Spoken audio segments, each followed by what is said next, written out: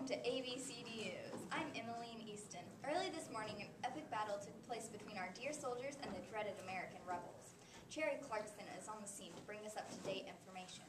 But before I hand it over to her, I would like to relay the events that took place. Around midnight, our brave British Commander, General Thomas Gage, the military governor of Massachusetts, gave the order to move about 700 troops to attack the rebel military stores at Concord. While they approached the town, alarmed riders went out to warn the rebels. These traitors to the crown include Paul Revere, William Dawes, and Samuel Prescott, among others. Now, Cherry. Now we have an... thank you, Emmeline. I was lucky enough to conduct an interview with our very own King George III.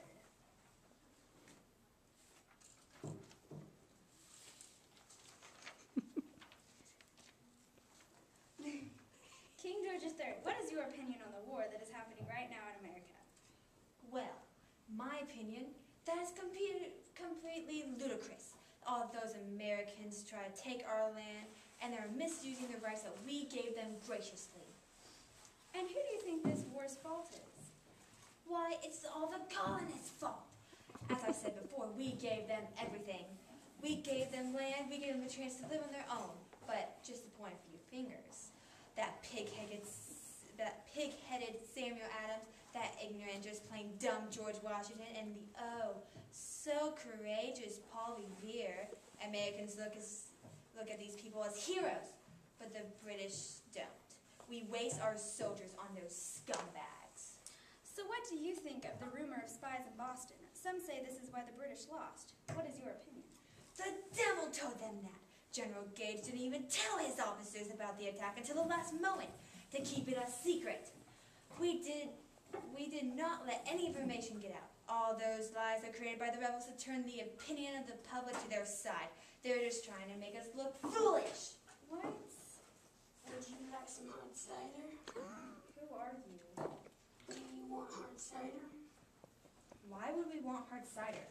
And what is hard cider anyways? Now who are you, sir? You want hard cider because it's good. And hard cider is like hot cider, but hard. I am the hard cider seller. Did you see the battle? Of course I did. I was selling hard cider. Would you explain it? I thought this interview was about me, not some random hard cider seller. Please go on, sir. Go on with your story. Well, I was sitting on the wall. I was drinking some of my famous hard cider, and then all of a sudden, there was this big bang. Go on. And I saw a fat American sitting on a horse, and I asked him if he wanted some of my hard cider. And he looked at me all funny and told me to get lost. Excuse me, this is supposed to be about me. Oh, be quiet already. I'll have your head for this. Hang it up where everyone can see it. I'll bet you got those perfect white teeth through witchcraft. I'll have your head for this, I swear on my bejeweled grave and my father's grave. You're almost as worse as those Americans. How did that make you feel? Well, how do you think it made me feel? I mean, did you not know what it's like to get evil-looking stares at you because you're trying to make a living off hard cider selling? Come on now, I mean it, really. Do you know?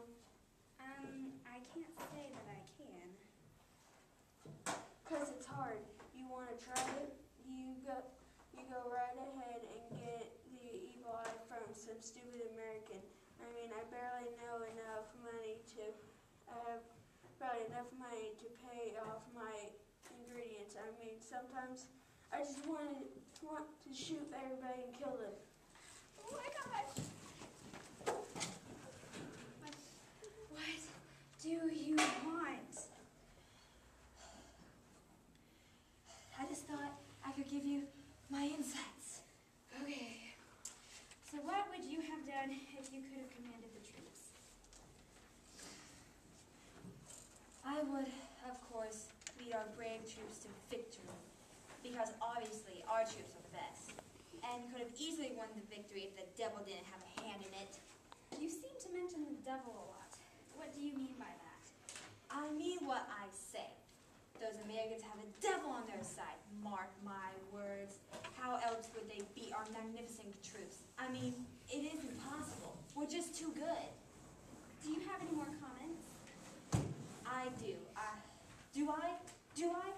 Well, Americans are stupid and pig-headed and ignorant.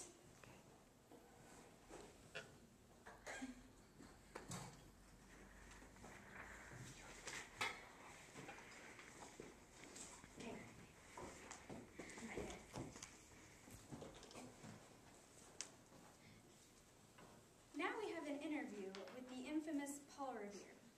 He's on his way.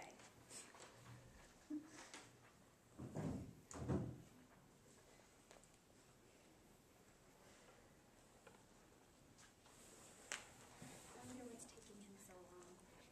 He's probably still at the prison.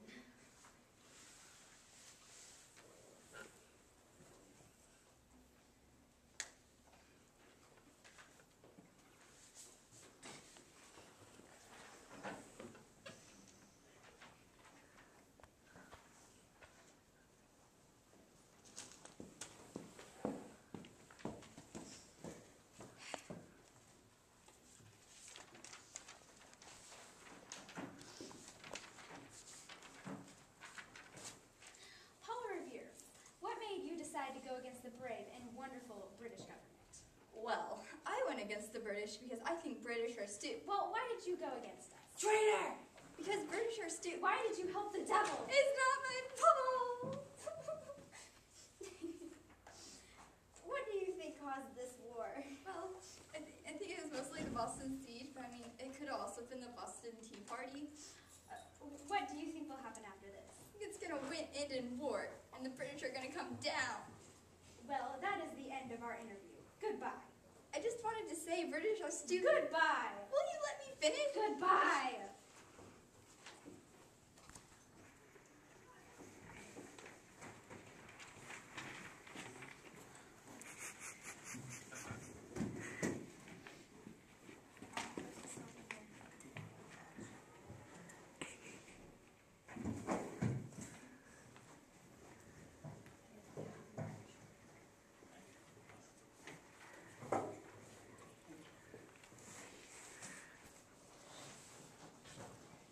Well, wasn't that exciting? That's one way to put it. Well, Cherry, back in Boston, the war has been raging on. This is up next, after a word from our sponsors. Are you tired of being pushed around by the Americans? Do you want to go to the good old Britain? Well, now you can. For just $10 billion, you can get a free ride home. Go back home. This program is sponsored by the British government, where no person is left behind, except for the Americans, because they deserve to be left behind. A war has been raging in Boston. Some of us Brits know that our government had been preparing